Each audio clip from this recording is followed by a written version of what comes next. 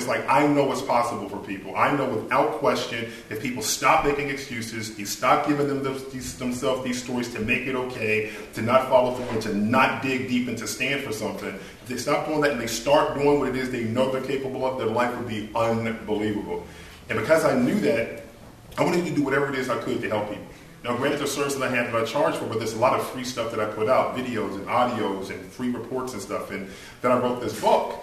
And the book was based on what it is I've learned over the last 10 years. Up to that point, it was close to 10 years when you consider all the time I was on the internet just doing stuff for free.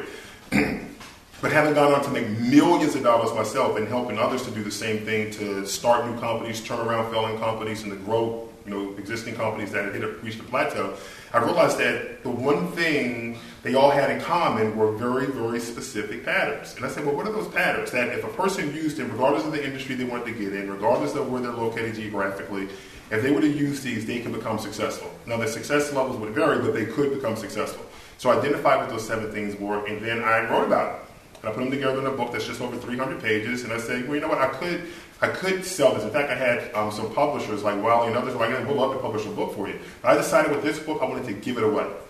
I wanted to give it away as a form of introducing myself to people. The one, let them know that I care about them, even if I don't know them. I can kind of relate to the pain and to the struggle. Our pain is really big to us, but I know what it's like to not have anything.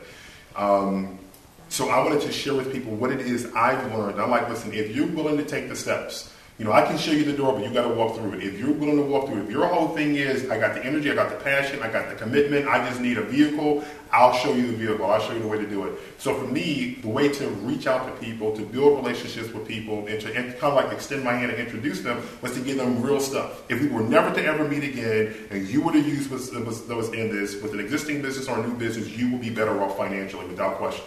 So I didn't hold anything back. I said, these are the exact 7 steps to use. No fluff, no filler.